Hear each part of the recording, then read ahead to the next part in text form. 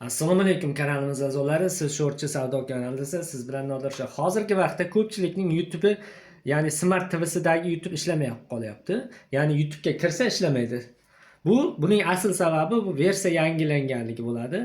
YouTube tarmog'ining yangi versiyasi chiqqan. Buni hozirgi televizorlar ko'tarmayapti. O'sha versiyani o'qimayapti. Shuning uchun tushmayapti YouTube eski bo'lganligi uchun yangi versiya. Endi yangi versiyani qo'llab-quvvatlamayapti, shuning uchun o'qimayapti. Endi biz nima qilamiz?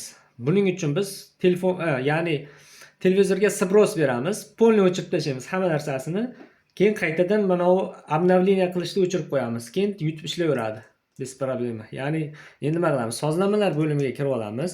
Sozlamalar bo'limiga kirganimizdan so'ng, xo'p, mana shunaqa umumiy настройка chiqadi. Umumiyga kiramiz.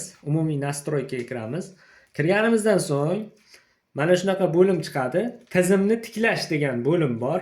Ya'ni sbros beriladi. Polni o'chiriladi. Televizor qanday yangi holatdagi holiga qaytiladi. Ustiga bitta bosasiz. Bunda har xil parol bo'lishi mumkin. 4 ta raqam bo'ladi. 4 ta 1 yoki 4 ta 0 yoki 1 dan 4 gacha raqam bo'lishi mumkin. Shu uchalasidan bittasi bo'lishi kerak. Terib ko'rasiz, bir xil raqam bo'ladi, lekin 4 ta raqam, 4 xonali raqam bo'ladi. Terganingizdan so'ng hammasini terib ko'rasiz. OK tugmasini bosasiz. Keyin birozdan keyin televizor polni o'z holatiga qaytadi. Qaytgandan so'ng dalshi tugmasini bosib ketaverasiz. Keyin mana shunaqa holat chiqadi. Xo'p, bunaqa holat chiqqandan keyin nima qilamiz? Endi ikkinchi ishimiz internetga ulash bo'ladi. Televizorimizda internetga ulash bo'ladi.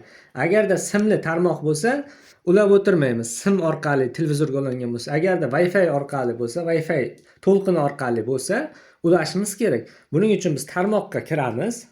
Tarmoqqa kirganimizdan so'ng simsiz tarmoq tanlaymiz. Ustiga bitta bosamiz, o'zimizda Wi-Fi'miz chiqib keladi, nomi. Ustiga bosamiz, parollarni kiritamiz, ulanadi. Wi-Fi parolni kiritib, bo'yamizdan keyin televizorimiz ulanadi. Ulanganidan so'ng nima qilamiz? Ulanganidan so'ng ilovalar bo'limiga kiramiz. Play Marketni topamiz. Bizga Play Market kerak. Play Market ustiga bitta bosamiz.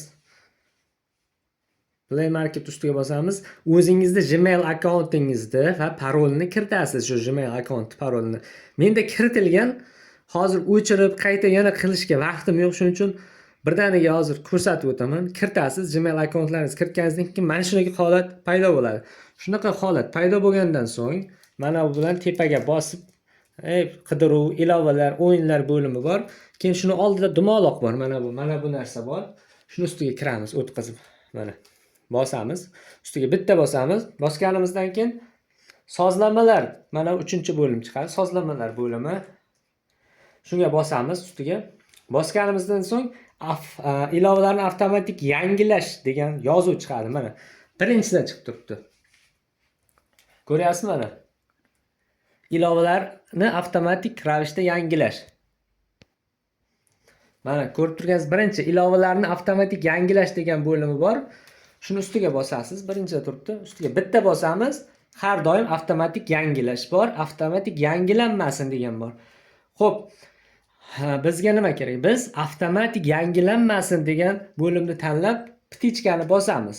Bosganimizdan so'ng nazar qilamiz. Ya'ni bu nimaga kerak desangiz, xo'p, har doim avtomatik yangilanish bo'lsa, hozir biz o'chirdik-ku YouTube'ni. Polni o'chirib tashladik televizorda. Keyin yana yangilanib, yangi versiyaga o'tib, yana ishlamay qoladi YouTube'imiz.